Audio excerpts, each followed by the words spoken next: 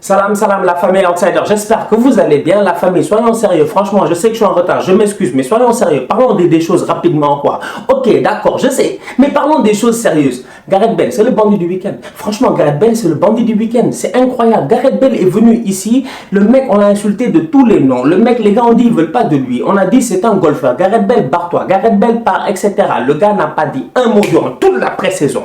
Il arrive en début de championnat, il est titulaire, il montre ce qu'il vaut sur le terrain. La dernière fois, qui a claqué un doublé face à Villarreal ce week-end 2-2. Non, franchement, Gareth Bale, à un moment donné, il faut le respecter. Je dis, ce boy-là, autant Ryan Giggs a dragué la femme de son frère, autant aujourd'hui, le plus grand bandit de l'histoire du pays de Galles, il s'appelle Gareth Bale. Le gars au Real Madrid, il a fait exprès, je dis bien, face à Villarreal, de prendre le carton rouge en fin de match. C'est moi qui le dis, Stan Diop. Gareth Bale a fait exprès. Gareth Bale a fait exprès. Gareth Bale veut montrer au monde entier, en fait, au retour de la trêve internationale, que le Real sans lui, c'est Walou. Je vous le dis. Non, mais ce mec-là, en fait, il est dangereux, lui. Il est en train de faire un plan machiavélique anti-Zidane. Je dis, Gareth Bale va foutre Zidane à la porte. C'est Zidane qui voulait renvoyer Gareth Bale. Bale va foutre Zidane à la porte. Mais à part ça, Ferland Mendy, il s'est géré. Franchement, il a fait un très bon match. Ferland Mendy, moi, il m'a fait plaisir. Ramos et Varane, les deux, là, on dirait que c'est pas des grands joueurs, des champions du monde et tout. C'est quoi ça?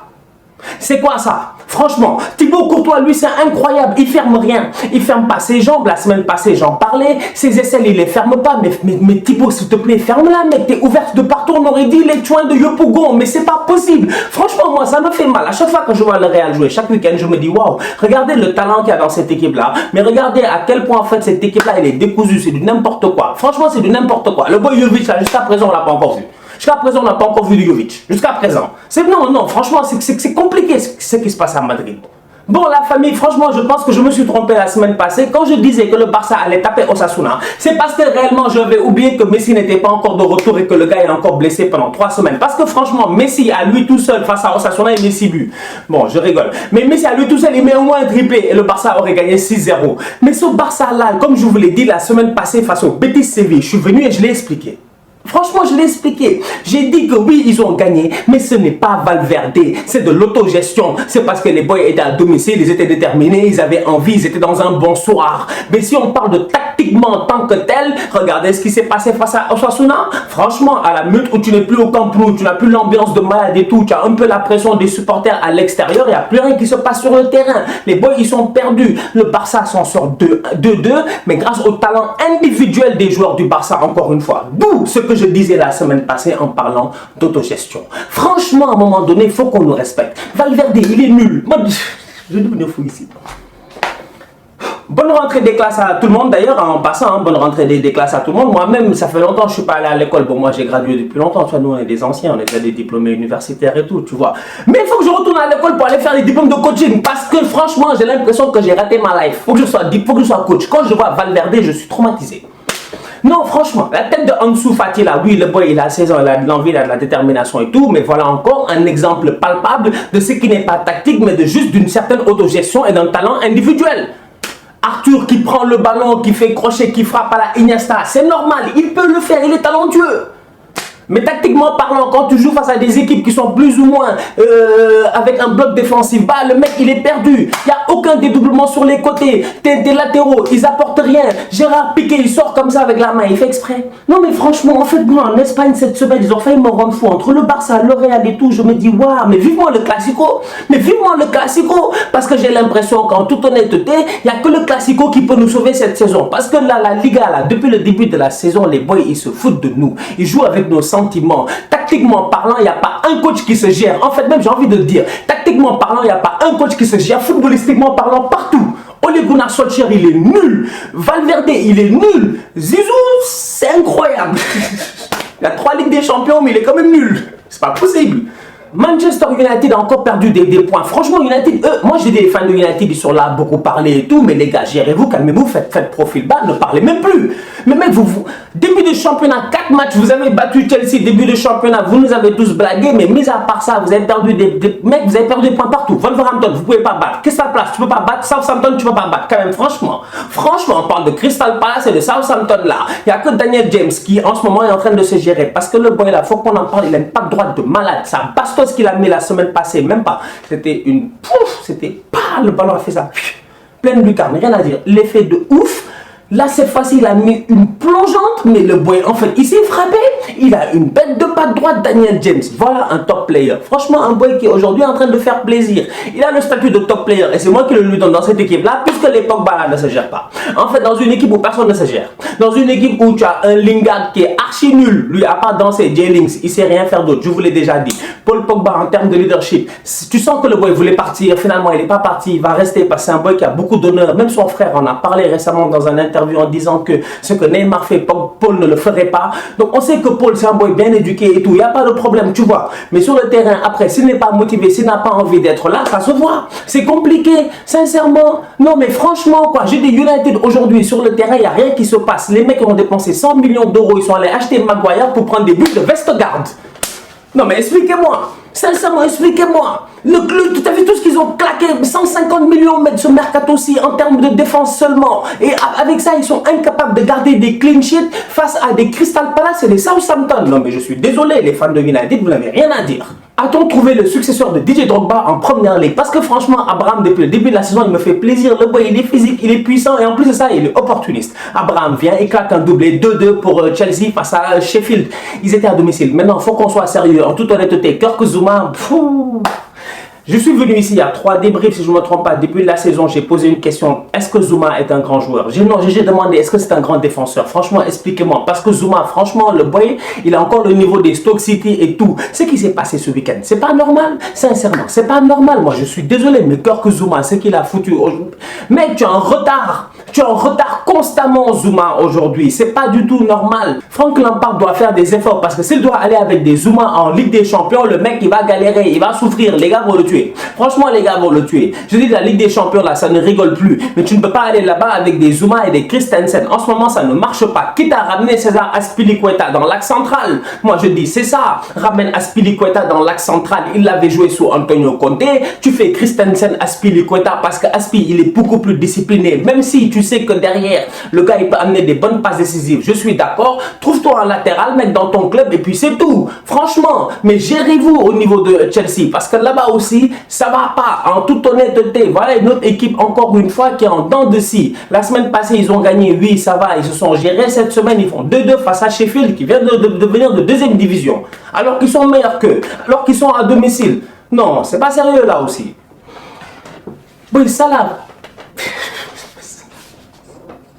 Ça là, des fois, tu as envie de l'insulter de tous les noms. En fait, ça là, il est trop frustrant, il est trop énervant. Et vous savez quoi? Sadio Mané, il est là et tout, il est fâché. Mais moi, je suis d'accord avec la plupart des gens qui disent que Sadio Mané, il a un tempérament calme, posé et relax, tu vois. Donc, du coup, les boys comme ça, quand tu leur fais quelque chose, ils encaissent, ils disent rien. Mais à un moment donné, ils éclatent. Sadio Mané, il a éclaté, il a raison. Franchement, il a raison. Parce qu'à un moment donné, soyons sérieux, Jürgen Klopp éclate avant Sadio Mané. Jürgen Klopp, il est là, il est posé sur le banc de touche. Il y a une action où Salah, il part. Tu as Mané à gauche, tu as Firmino à droite, il fait le crochet, il peut faire la passe à Firmino, il frappe, il fait une frappe molle. C'est à ce moment-là que Jürgen Klopp sur le banc, il pète un clap, il se lève, il lui fait, mec, vous êtes deux. Il lui fait, mec, ils sont deux là, comme ça, à côté de toi, fais la passe. Il ne fait pas la passe. Après que Sadio Mané se fâche parce que Salah fait encore un autre crochet, il ne lui fait pas la passe, à un moment donné, Mané, il a raison, qui a donné le ballon sur le poteau à Salah en première mi-temps. Non mais franchement, à un moment donné, Sadio Mané, il a parfaitement raison. Mohamed Salah, mec, c'est un selfish bastard en fait, cet enfant-là. Faut qu'on en parle. Parce que ce qu'il fait, c'est pas du tout normal. Non, lui, il joue tout seul. Mais il joue tout seul. En fait, il s'en fout des autres, il s'en balèque des autres, il les voit même pas. Il prend le ballon, il part comme ça. Port, Mohamed Salah est parti. Port, Mohamed Salah est parti. Mec, ça sert même pas. Je te dis, Trent Alexander-Arnold, c'est le latéral le plus intéressant au monde et le plus intelligent au monde. Parce que le boy, il a compris qu'il a l'ailier le plus selfish au monde. Il monte jamais.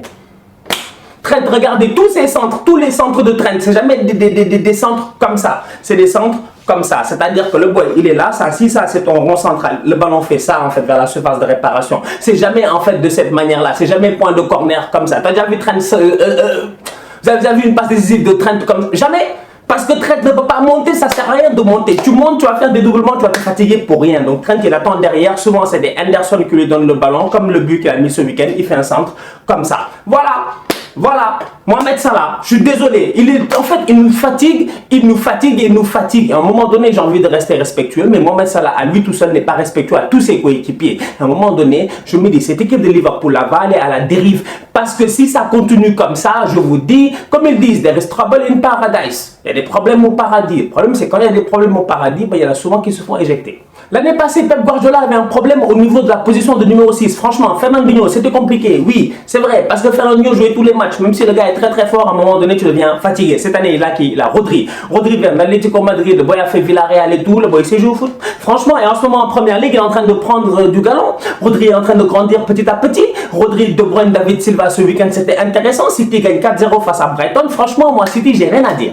En fait, City, il n'y a rien à dire. Cette équipe-là, en fait, c'est une des équipes qui fait plaisir, quoi. En fait, et même quand ils font match nul, même, tu sens qu'ils n'ont pas fait exprès. En fait, tu veux les pardonner. City, c'est les premiers de la classe. Tu veux les pardonner. Tu fais, c'est pas grave, ça arrive, toi aussi. Même les meilleurs, ils font des erreurs. C'est Manchester City. L'équipe là, elle est magnifique. Tout le monde joue bien. L'année passée, Kevin De Bruyne n'était pas là. Cette année, il est de retour. Il claque des buts et des passes d'ess. Kevin De Bruyne, 6-8-10, KDB. Franchement, Riyad Mahrez, depuis qu'il est venu de la CAN, tu sens réellement que Pep, ce qu'il a dû faire, c'est qu'il a dû appeler tout l'effectif et leur dire, bon, Riyad, viens ici, voilà, les gars, venez ici, etc.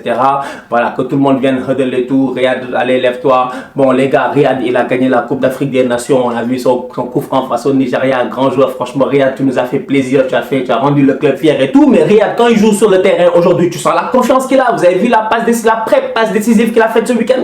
Contrôle talonnade, s'il vous plaît, avant le but d'Aguero. Non, mais franchement, on va être très sérieux. Je dis City, tout va bien. Tout va bien. Romelu Lukaku, il est chaud en ce moment, franchement, mais au-delà d'être chaud, on va être très sérieux. Romelu Lukaku, il est en mode gorille. Maintenant, nous, on a le droit de le dire. Romelu Lukaku est en mode gorille. Le mec, il lâche rien sur le terrain. Mais venir faire des cris de singe comme ça à Cagliari, c'est quoi votre plan? Franchement, non, là, en ce moment, je suis frustré. Les gens de Cagliari, je vous dis, mais c'est des... Ils l'ont fait face à Eto'o. Ils l'ont fait à Eto'o, mais c'est pas possible. Ils ont du respect pour personne, ces Italiens-là, en fait. À un moment donné, il faut qu'on en parle. C'est pas possible. Un pays où il y a des Moïskine et des Balotelli. Et puis vous êtes encore là à faire des cris racistes. Et ce qui me fait mal, c'est le 2 poids 2 mesures. C'est eux qui choisissent. Quand Keita Baldé était à la Lazio, ça va. On ne fait pas des cris racistes contre Keita Baldé. Mais quand il y a Muntari qui arrive avec l'Inter, on fait des cris racistes contre Muntari. Mais c'est quoi votre problème? Vous, mentalement même, est-ce que vous êtes normal? En fait, vous faites exprès. Vous n'êtes même pas réellement raciste, vous êtes juste idiot. Parce qu'un raciste, même au moins, ça, on peut dire qu'il peut être concordant dans son truc. C'est-à-dire que toi, tu viens, tu dis, nous, on est des supporters racistes, on ne veut pas que notre club recule de noirs. Vous avez des noirs dans vos clubs et après, vous agissez comme des idiots dans les stades. Franchement, merci à Romelu Lukaku d'avoir claqué un super penalty. Merci pour le regard, frère. Franchement, tu nous as fait plaisir, en toute honnêteté. L'Inter a gagné, l'Inter se gère, l'Inter a battu Cagliari. J'espère que Cagliari va perdre tous ses matchs cette saison. Tous ces matchs. Et ce qui m'a fait le plus mal, c'est le fait que Nainggolan, coéquipier de Romelu Lukaku en équipe nationale, il soit là sur le terrain et même malgré ça, les supporters n'ont même pas de respect pour leurs propres joueurs. C'est incroyable, franchement. Sinon, mis à part ça en Italie, c'était chaud aussi parce que le Napoli, ils ont failli faire la remontada du siècle. Mais nous, on était là devant le match, on a failli devenir fou. On a dit, mais attends, mais moi j'ai dit, mais Naples, ils vont pas le faire. Naples, ils vont pas le faire. Naples, ils vont pas le faire. Et Naples l'a fait. Naples est revenu à 3-3. Franchement, quel match de football ce week-end entre la Juventus et le Napoli. Maintenant, il faut qu'on soit sérieux. À un moment donné, j'ai envie de dire une chose. En toute honnêteté, Cristiano Ronaldo, en toute honnêteté, il me fait plaisir cette saison. Sincèrement. Alors là, sincèrement, Cristiano Ronaldo, il me fait plaisir. Vous avez vu sa facilité ce week-end. La manière à laquelle il avait le ballon. Le mec qui fait des crochets à gauche, des crochets à droite, le mec qui fait des trucs, tu vois, dribble à l'arrêt, là, Cristiano Ronaldo, même les dribbles à l'arrêt, même il les fait de manière beaucoup plus belle en ce moment. Je vous dis, CR7 is on fire, attention à lui. Le mec, il arrive, il célèbre, il est même, en plus de ça, même dans son football, il est drôle ces temps-ci. Cristiano, quand même, il arrive, il nous fait ça, il dit, bon, j'attends, je sais pas, peut-être que les gars vont faire le bar, on sait pas, etc. C'est Cristiano Ronaldo, 10e meilleur joueur de l'histoire, 10e fois meilleur joueur de l'année au Portugal. Bref, il n'a pas fait quoi ce mec-là dans sa carrière. Il arrive face au Napoli, le mec, il se gère. Donc du coup, Cristiano Ronaldo, offensivement parlant, moi, j'ai rien à dire sur lui. Gonzalo Higuaín, il a dribblé Koulibaly comme du n'importe quoi. Kalidou Koulibaly a commencé le match pendant 20 minutes, il était impérial. 15 minutes, 20 minutes, impérial. Et après, Koulibaly, il a sombré. J'ai pas compris. J'ai pas compris. Franchement, j'ai pas compris. Parce que Pipita Higuaín, le dribble qu'il lui a fait là, franchement, c'est moche. Stefania, c'est filet. C'est méchant. Ah, Mais qu'il a fait pas, il a laissé le gars sur place. Moi j'étais choqué quand il a fait le dribble. J'ai dit merde, on aurait dit Lacazette, comme le tir de Lacazette. Bon, il a fait taf, il a mis l'extérieur. J'ai dit oh là là, il a enflammé le Juventus Stadium.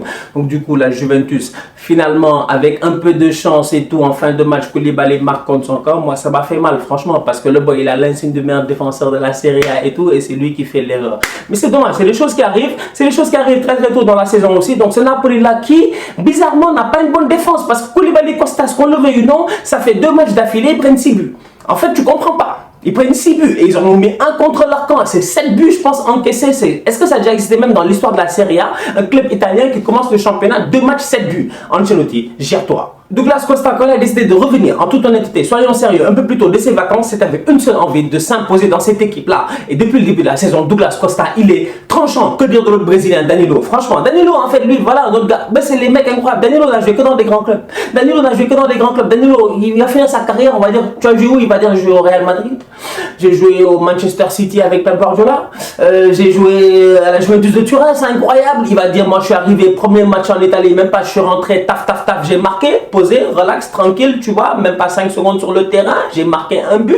Tu vois, Danilo, en fait, c'est voilà, ces mecs-là, ils sont pas très talentueux, mais ils ont des destins incroyables. Shout out à lui, ce week-end, il a marqué pour sa première, même pas 30 secondes de jeu sur le terrain. D'un autre côté, il y a un autre qui a marqué pour ses débuts, c'est Lozano. Et Lozano, dans sa carrière, il a toujours marqué pour ses débuts. Tous les débuts qu'il a fait. Lozano, en fait, lui-même, quand il a commencé à jouer en maternelle, premier match, il a marqué. C'est incroyable. Début de Coupe du Monde, Lozano, il marque. Premier match de, je sais pas moi, de Eredivisie, championnat de Pays-Bas, Lozano, il marque. Premier match qu'il a joué au Mexique, il a marqué. Premier match qu'il marque en Italie, il marque. Premier match de Coupe de Pays-Bas, il a marqué. Bref, Lozano, chaque fois qu'il arrive quelque part, le mec, directement, il se moule. Il se moule direct en fait. Il se moule direct. Il est trop bien là-bas. Et je sens que Lozano au Napoli, ça va être bon. Derby de la capitale, derby de Rome, Lazio Roma 1-1. Bon là encore, voilà des fascistes là, les gars de la Lazio aussi, tu vois. Moi c'est pour ça que j'aime pas trop parler d'eux, parce qu'ils m'énervent. C'est des clubs en fait, ils choisissent quand même raciste ou pas. Mais sinon le match il était intéressant, parce que ce match là était mystique. Mec, il y a eu genre 7 poteaux. Il y a eu genre 7 poteaux, jamais vu ça de ma vie. Je suis là devant la télé, je suis choqué. Mais 1, 2, 3, bam, bam, bam, bam, immobilier, seul devant les buts, frappe. Bam, tu vois les trucs, poteau, poteau, poteau, poteau, poteau. Incroyable comme match. Ça a fini 1-1. Kolarov a claqué un but. Rien à dire. Très beau penalty, très bien placé. Parce que Milinkovic Savic, il ne sait pas gérer. Mec, il n'y a rien qui se passe. Djeko frappe le ballon, il met sa main. Bref, penalty. Ce week-end, il y a des gars, franchement, comme Piqué avec sa main. Et des mecs qui ne sont pas gérés ce week-end. Mec, comme ça, les mains, s'il vous plaît. Comme ça. Oh. C'est frustrant, franchement, c'est trop frustrant. Donc derrière, voilà. Donc c'est qui a marqué encore, je disais. Donc c'est Kolarov qui marque et Luis Alberto qui est égalé. Donc voilà, c'est bien, un derby de Rome. Benedetto a marqué ce week-end. Eh ouais, ça fait 2 week-ends d'affilée que Benedetto marque. Je vous dis, je suis dépassé. Je suis dépassé.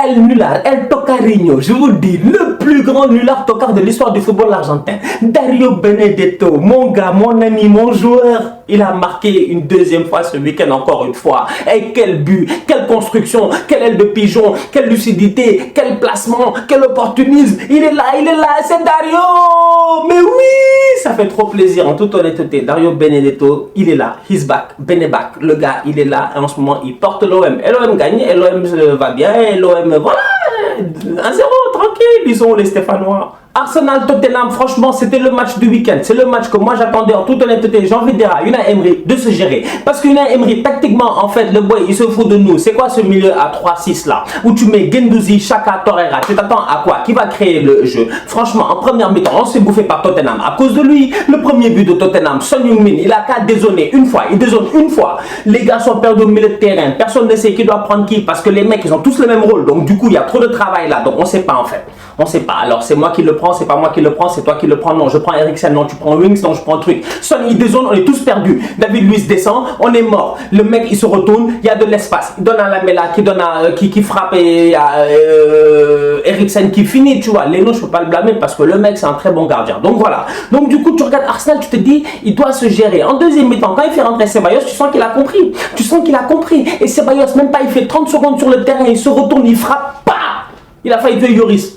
Il est incroyable, Ceballos. Donc aujourd'hui, je me dis, Unai Emery doit se gérer. Son équipe, en fait, on la connaît. C'est Torreira et Guendouzi. Chacun, j'en veux même pas. Elneny est parti, il aurait dû partir aussi. Parce que le tacle qu'il fait dans la surface de réparation sur Son Heung-min, c'est bête.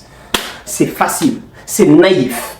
C'est un truc de tocard. Non, c'est un truc d'enfant. Granit Xhaka n'a pas le droit de faire ça, tu vois. Donc du coup, le mec, il nous coûte un penalty. Harry Kane, on sait très bien que lui, il rate jamais les pénaux. Il sait faire que ça, frapper des penalties. Il claque son but, tu vois. Donc aujourd'hui, Arsenal s'en sort, oui, parce que Lacazette, il est déterminé, il est fort, il est très très fort. Et Didier Deschamps, je sais pas, c'est quoi ton problème? Hein, Didier, c'est quoi ton problème? Lacazette est très fort. Bref, Lacazette, il met un but extraordinaire. Le mec, il fait, mec, oh là là, s'il vous plaît, la frappe, la célébration et tout. Boum, chakalaka. Bon, bref, boum, lakalaka. Enlevant le chaka, ce tocard. Donc, du coup, Arsenal joue bien. Guendouzi au milieu de terrain. Dès que Ceballos rentre, il est libéré. En fait, il est libéré. C'est là où tu vois la complémentarité entre deux joueurs qui sont intelligents et qui savent se connecter sur le terrain. Il est libéré. Libéré. Sa passe décisive pour Aubameyang, elle est sensationnelle. En fait, à un moment donné, je me dis, il faut respecter ces enfants-là et leur donner leur chance. Aujourd'hui, Unai Emery, il doit jouer tout simplement avec Xhaka, Torreira, Ceballos. That's it. Nicolas Pepe, dans 1 ou 2 matchs, il va prendre de la confiance d'équipe, mettra son premier but. Lacazette doit jouer en pointe. Aubameyang doit jouer. Parce que franchement, cette équipe-là, en termes de talent, le talent, il est là. Le talent, il est là. Ce week-end, on devait gagner face à Tottenham. Franchement, on devait gagner face à Tottenham. Quand tu vois, moi, je croyais à une remontada. Je me suis dit, on va faire remontada. On va faire remontada. Et normalement, oui, on doit faire remontada. Mais malheureusement, elle n'a pas été completada. Donc, du coup, je dis, Arsenal doit faire des efforts. Arsenal doit essayer de travailler encore plus à l'entraînement. Parce que tactiquement, il y a des choses sur lesquelles on doit taffer. Ce milieu à 3-6 là, ça ne fonctionne pas. Il faut un sur le banc. Et à mon humble avis, celui qui doit être sur le banc cette saison, c'est qui? C'est Granit Xhaka. Et avant de finir le débrief, on va parler du Paris Saint-Germain. Franchement, le PSG, moi, je vous ai averti là. Parce que moi, tout ce que je dis, c'est recording. C'est là, c'est en ligne. Il n'y a rien à dire. Je ne peux pas mentir. Je vous ai averti ici. Je vous ai dit que le PSG, cette année, avec Leonardo, ils vont faire du sale. Je vous ai déjà dit ça, en fait. Il n'y a même pas 3-4 vidéos. Je vous ai dit que Leonardo, là, il est très dangereux. Soyons sérieux quand même. Le Paris Saint-Germain, emmené par Eric Maxime Choupo-Moting. Grand attaquant. Grand attaquant. Sincèrement, il a encore marqué ce week-end d'ailleurs dans la victoire 2-0 face à Metz. Mais j'ai envie de dire, ce Paris Saint-Germain là, où Neymar finalement, il s'est queda. J'espère que les supporters vont être capables de le supporter. Il faut que les supporters le supportent. C'est-à-dire qu'il faut qu'ils le pardonnent. Il faut qu'il ait de la pitié envers lui. C'est un tocard Neymar en termes de manière de penser. Mais footballistiquement parlant, c'est rare de trouver des boys aussi talentueux que Neymar. Si Neymar reprend son haut niveau, si Mbappé revient de blessure, si Icardi arrive à se mouler dans ce groupe-là, franchement, si sa femme là ne nous emmerde pas et que Wanda ne vient pas poser beaucoup de problèmes, en toute honnêteté, sincèrement, ce PSG là, offensivement cette saison, il peut être très très dangereux. Franchement, il peut être très dangereux. Di Maria, il a l'air en forme, il a encore marqué. Quand il s'appelle Verratti au milieu de terrain, il a enfin, tu as l'impression que le mec, il se gère, tu vois, qu'il a grandi un peu, qu'il a pris une certaine maturité, c'est important. Je pense qu'il en a marre de fumer des chichas, des clopes et tout, à gauche, à droite et tout, tu vois. À un moment donné, t'en as marre. Tu grandis et t'as envie de laisser ton empreinte. Et je pense que Di Maria, excusez-moi, Verratti, c'est le moment pour lui de laisser son empreinte. Gana Gueye, il a encore été sensationnel au milieu de terrain. Je vous l'ai dit, c'est la bouffée d'oxygène. C'est la bouffée d'oxygène du Paris Saint-Germain cette saison-ci. Donc du coup, soyons tous très honnêtes. Cette équipe-là, franchement, avec un grand gardien qui vient d'arriver au nom de Keylor Navas, je vous dis, Keylor Navas vient d'arriver, il va jouer les matchs de Ligue des Champions, etc. sûrement. Je dis ce PSG-là, en toute honnêteté, avec un Leonardo qui est focus sur le recrutement, qui est focus sur le long terme, et qui même en tant que tel, j'ai l'impression que, en ce moment, c'est parce qu'il est focus sur le recrutement et tout, mais que si Tuchel ne fait pas le taf, il va le virer. Vite fait, il va trouver un autre coach. Et moi, je me dis, est-ce que José Mourinho ne va pas arriver au Paris Saint-Germain d'ici l'année prochaine? Moi, je vous dis, le PSG là, j'ai peur. J'ai peur. J'ai l'impression que la roue a tourné. Ils vont nous faire du très sale. On se capte cette semaine pour un nouveau débrief. La famille, restez branchés. On est là, tous outsiders. Abonnez-vous, activez la cloche et tout, etc. Likez, commentez. Commentez surtout parce que j'aime bien voir les commentaires. Merci beaucoup pour tous vos commentaires ce week-end sur la page Facebook, Twitter et tout. La famille, j'ai tout lu. Bon, c'est difficile de répondre et tout, mais sachez que je lis. Je vous ai dit, je lis. Il y en a, ils lisent des livres. Moi, je lis les commentaires. Et puis voilà, tous outsiders.